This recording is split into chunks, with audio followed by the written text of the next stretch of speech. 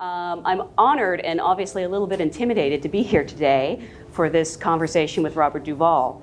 Hollywood legend Robert Duvall gave us decades of cinematic magic, but his very last video before his passing at 95 is genuinely hard to watch.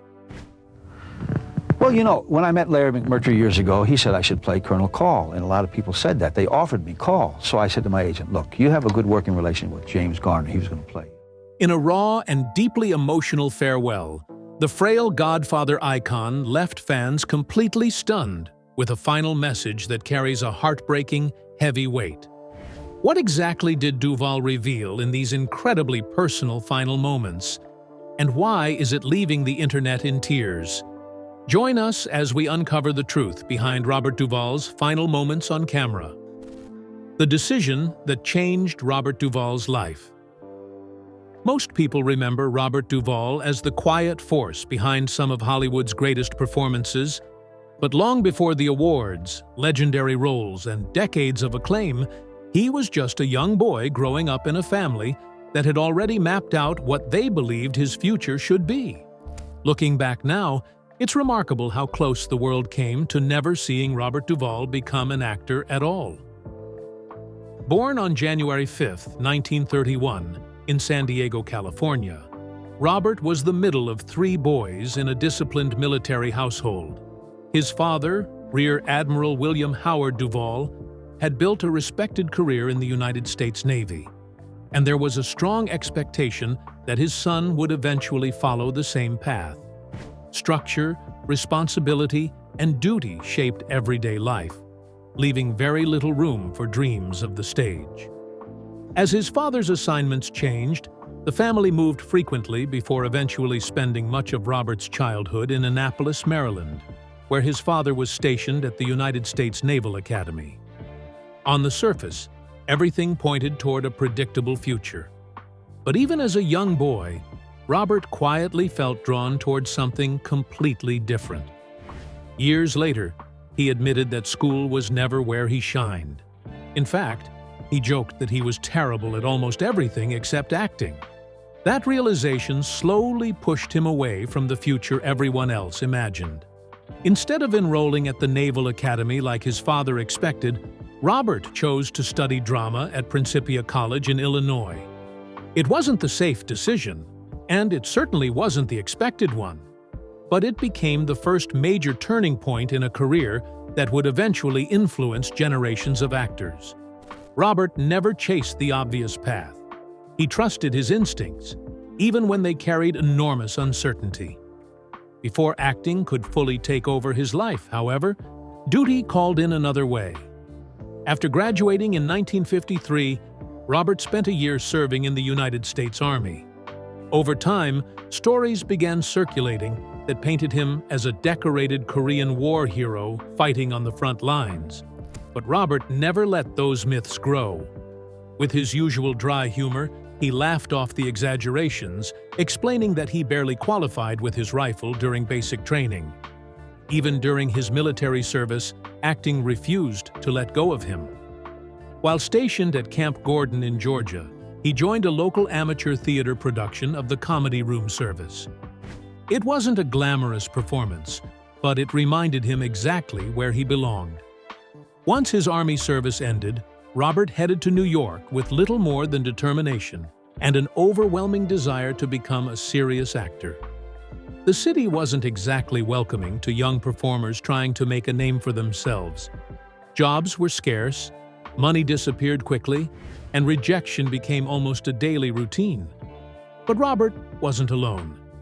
He enrolled at the famed neighborhood playhouse School of the Theater, where legendary acting teacher Sanford Meisner trained students to pursue emotional honesty instead of flashy performances. The lessons Robert learned there would stay with him for the rest of his career. Even more surprising were the classmates sharing those tiny classrooms. Sitting alongside Robert were two equally unknown young men named Dustin Hoffman and Gene Hackman. At the time, none of them had any idea they would someday become acting legends. They were simply three struggling actors trying to survive New York one paycheck at a time. Life outside class was anything but glamorous. Robert worked as a clerk at the Manhattan post office, sorted mail, drove trucks, and picked up whatever jobs he could find just to pay rent. He even shared cramped apartments with Hoffman and Hackman during different periods, all three men chasing the same dream while wondering if success would ever come. Those difficult years created friendships that lasted for decades. Long after fame found each of them, Robert remained incredibly close to both Hoffman and Hackman, never forgetting the years they spent encouraging one another when success seemed painfully far away. While trying to survive in New York, Robert accepted nearly every acting opportunity he could find. Summer theater became his proving ground, particularly at the Gateway Playhouse on Long Island. One production turned into another. He appeared in everything from Picnic and the Crucible to Dial M for Murder and Bus Stop. The roles kept changing, but one thing remained constant. Directors kept inviting him back.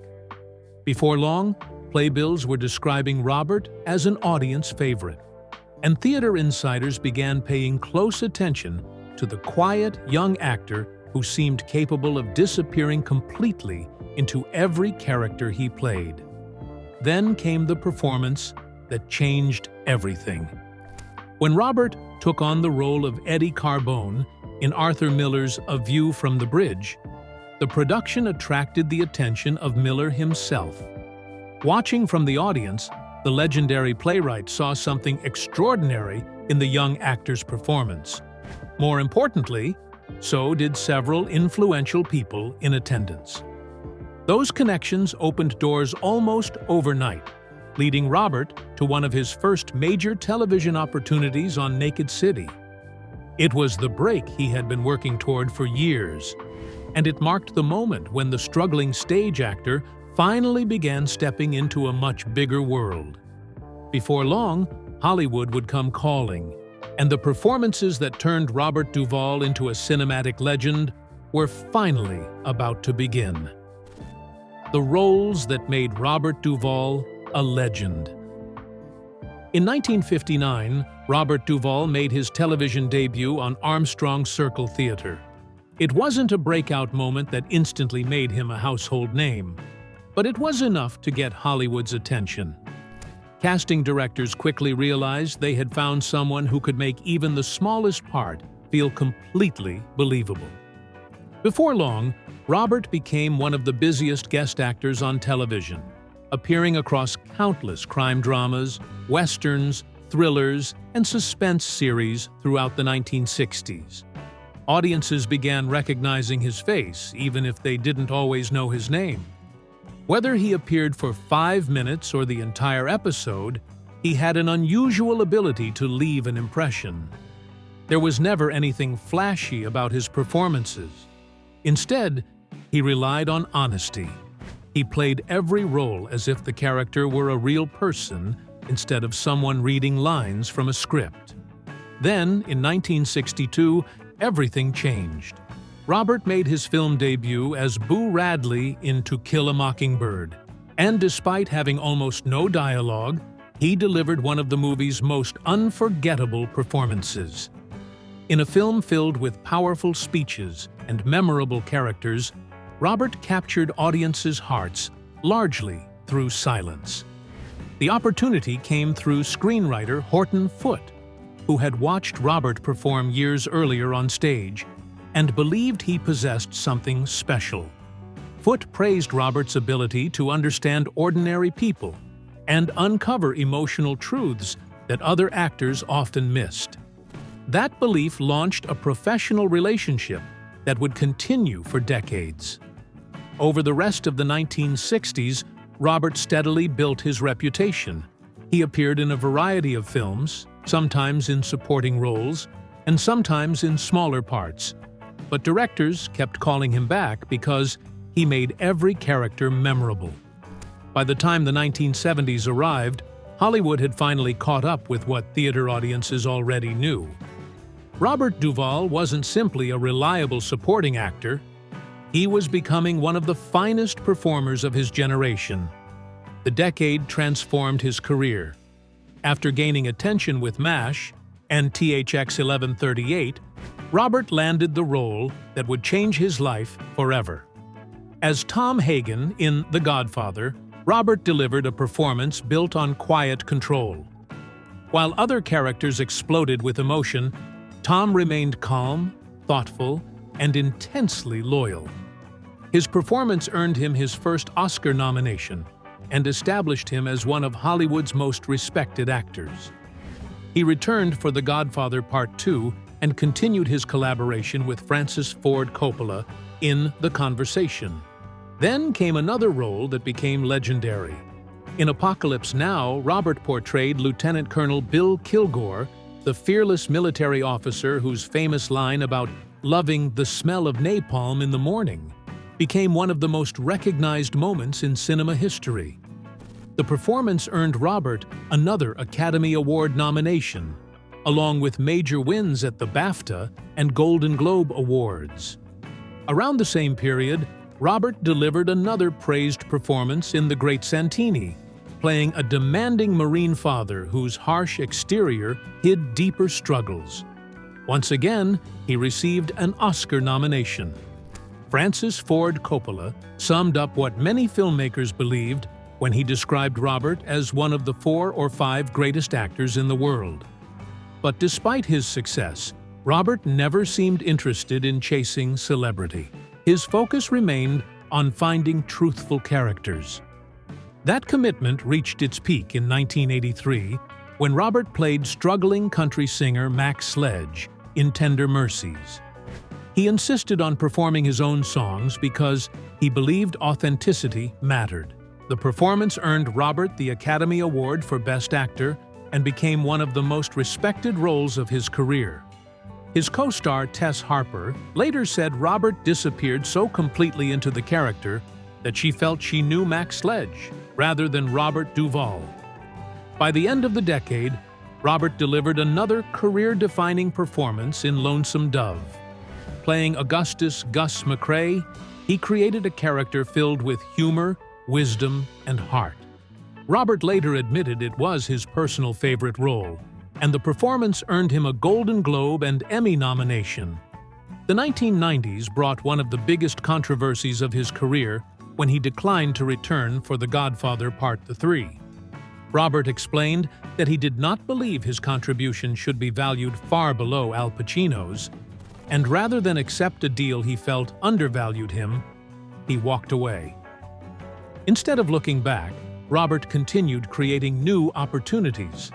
He founded his own production company, wrote, directed, and starred in The Apostle, earning another Oscar nomination.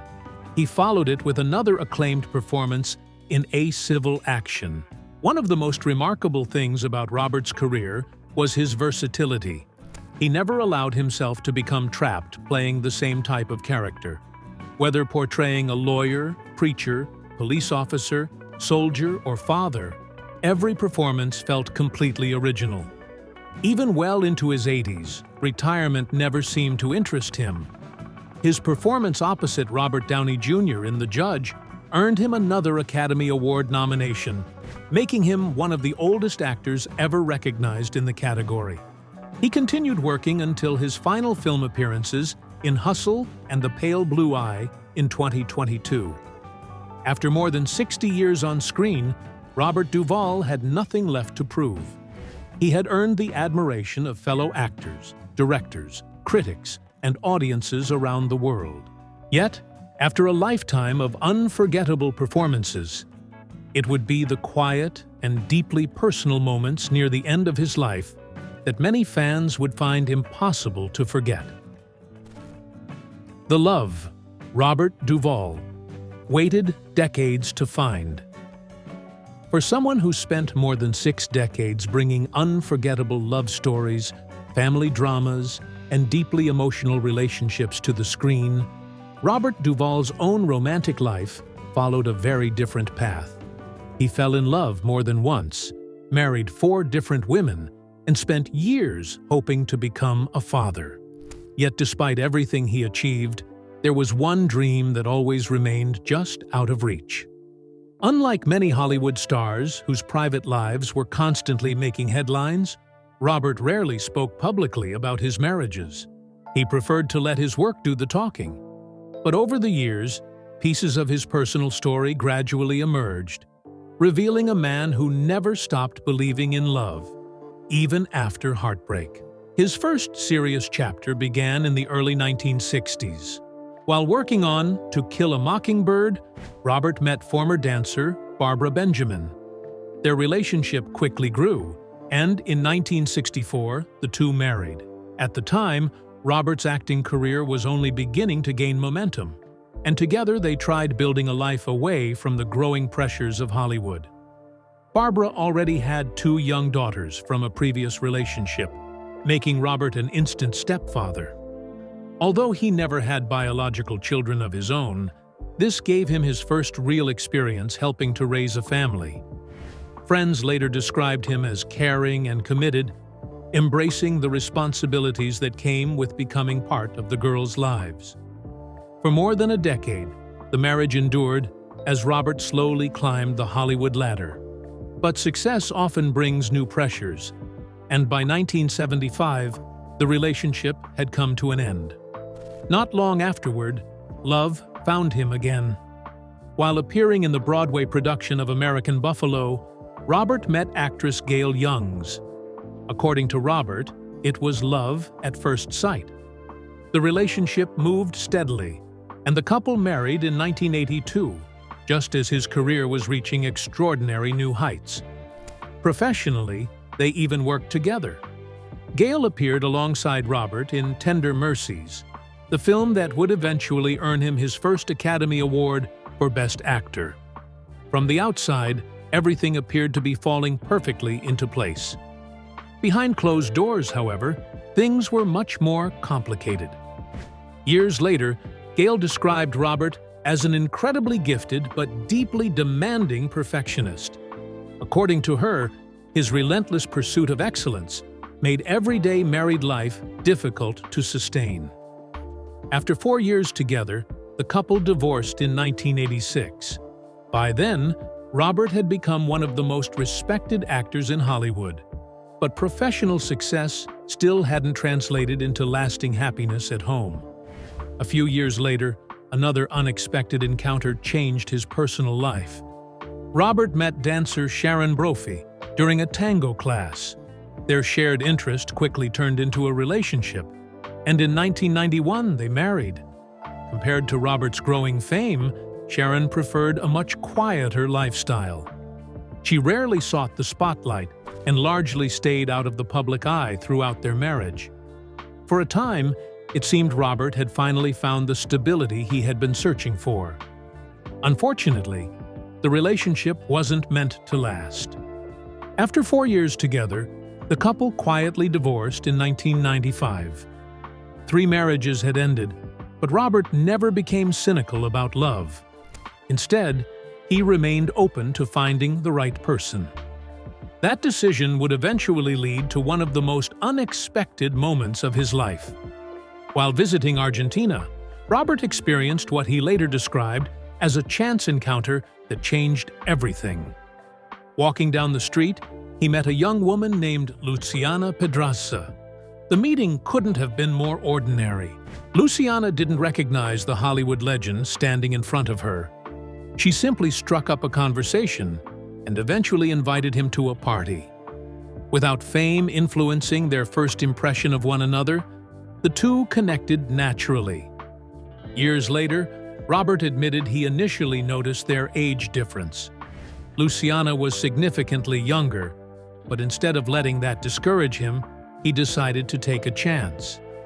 As he later put it, he thought, "Why not?"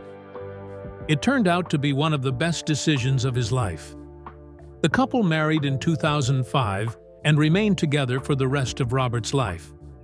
Unlike many celebrity marriages constantly surrounded by cameras, theirs was remarkably private.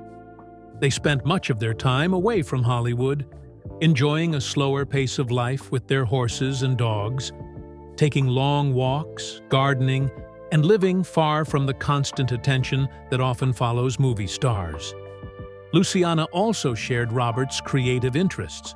Over the years, she collaborated with him on several film projects, becoming not only his wife, but also one of his closest professional partners. Yet even during this happy chapter, one deeply personal dream remained unfulfilled. Robert never became a father. It was something he rarely discussed publicly, but when he did, he spoke with surprising honesty. In a 2007 interview, he joked that he was shooting blanks, explaining that despite trying to have children with different partners over the years, it simply never happened.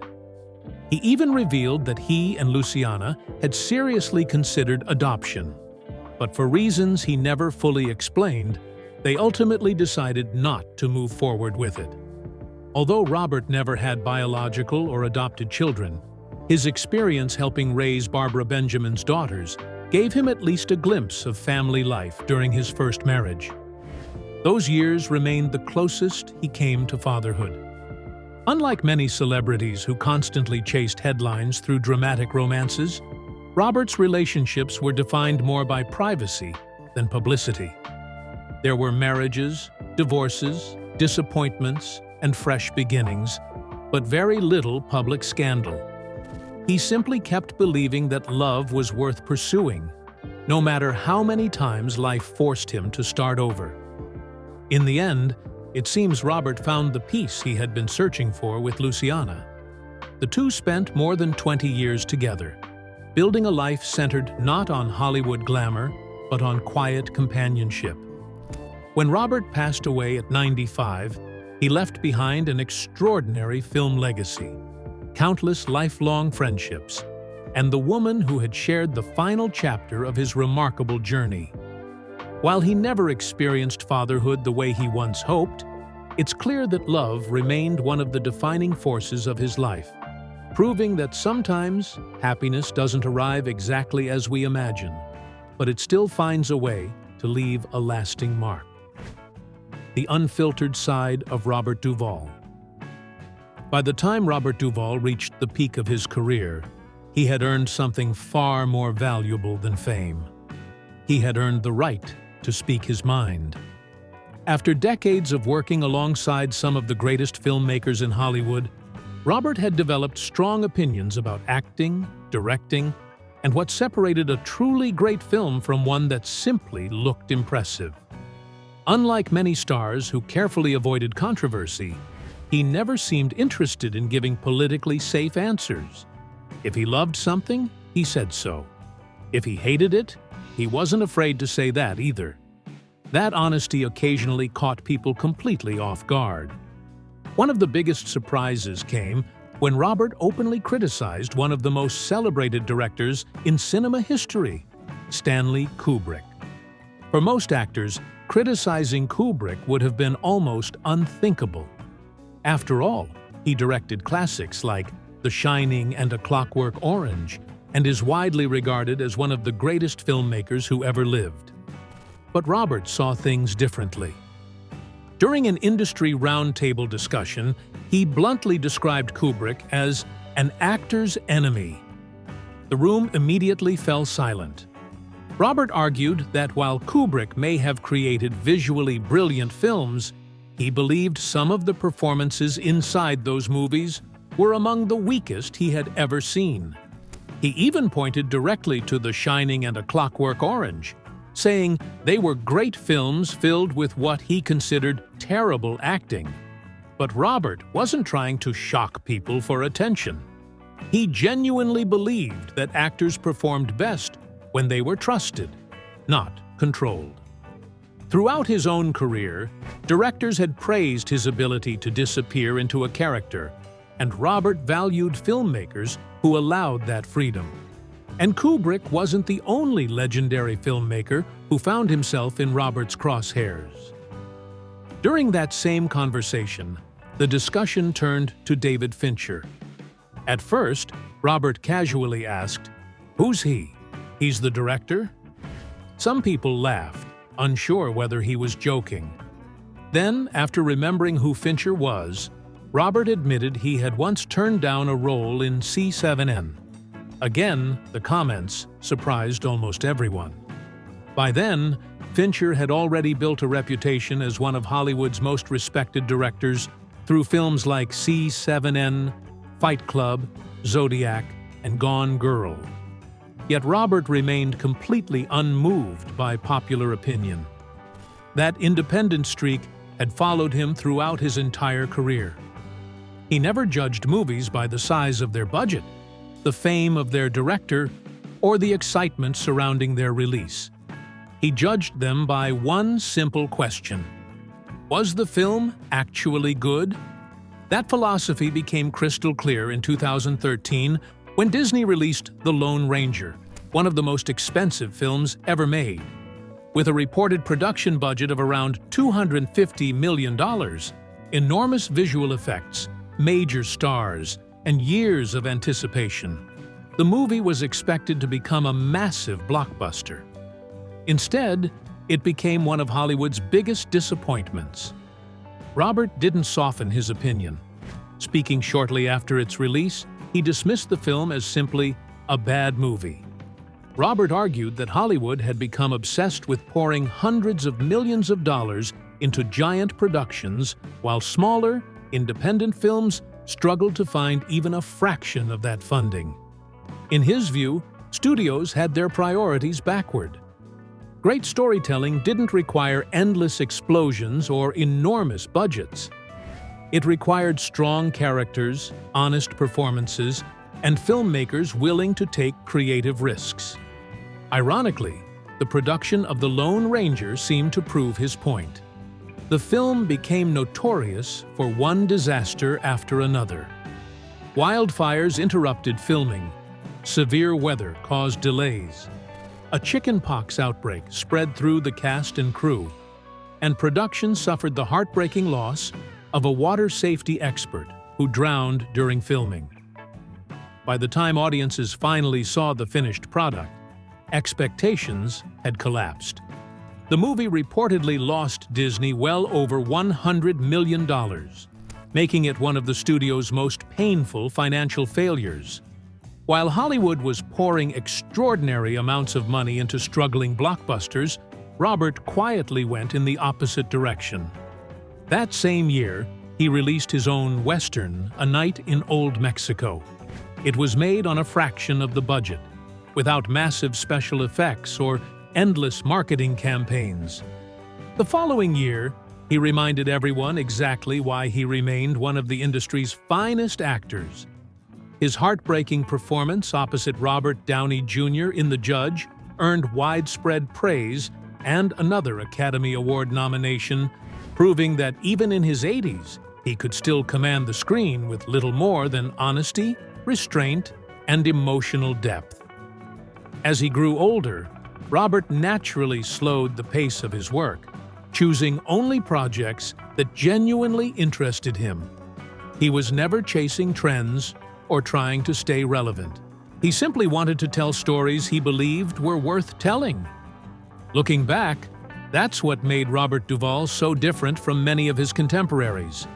He wasn't interested in pleasing everyone, and he certainly wasn't afraid to disagree with Hollywood's biggest names. Whether he was praising a filmmaker or criticizing an Oscar-winning classic, his opinions came from the same place they always had: an unwavering belief that truth mattered more than popularity. And in many ways, that uncompromising honesty became just as memorable as the remarkable performances that made him a legend. The final videos that revealed the real Robert Duvall. After more than 6 decades of unforgettable performances, Robert Duvall's final moments in front of the camera were not part of a movie set, a major interview, or a Hollywood event. They were much simpler. They were personal. In the months before his passing, Robert gave fans a rare glimpse into his life, away from the spotlight, through a series of heartfelt videos shared on his official Facebook page. Unlike the intense characters that made him famous, these final appearances showed a quieter side of the legendary actor, a man enjoying the simple routines and moments that mattered most to him. One of those moments came in November, when Robert recorded a special holiday message for his fans. Sitting comfortably in a dark vest over a purple polo shirt, he looked directly into the camera and offered a warm Thanksgiving greeting. To all my fans, have a happy Thanksgiving and a great year coming up. God bless. It was a short message, but for many fans, it carried a deeper meaning. After spending decades entertaining audiences around the world, Robert was taking a moment to personally thank the people who had followed his journey. Just days later, he shared another glimpse into his everyday life. The video showed him sitting in front of a laptop, still wearing the same outfit, as he completed a simple strength exercise with a weight. The caption revealed something that had always been true about Robert.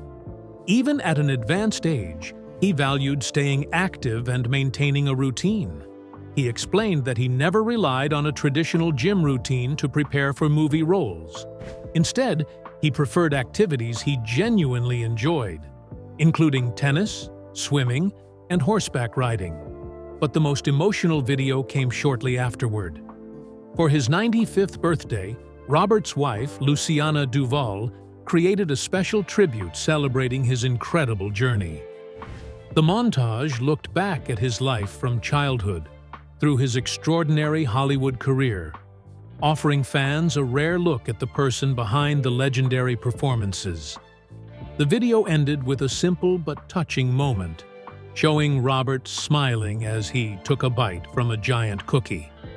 It was playful, genuine, and completely different from the serious characters audiences had known him for.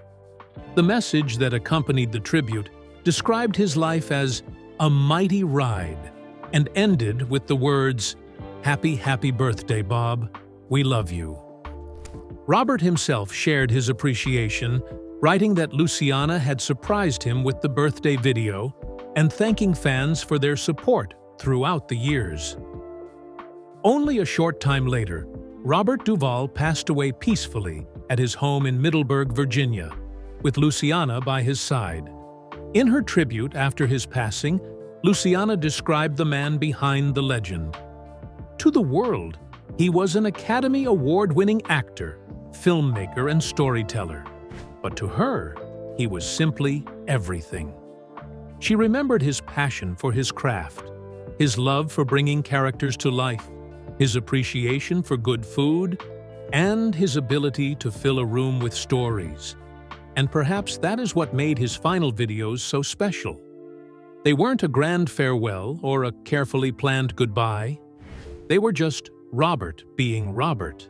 A legendary actor, yes, but also a husband, a storyteller, and a man enjoying the final chapters of a life that had truly been one unforgettable journey. What Robert Duvall movie is your favorite till this very day? Share your thoughts with us in the comments below. Don't forget to like, share, and subscribe. Also, click the next video shown on your screen. You will enjoy it.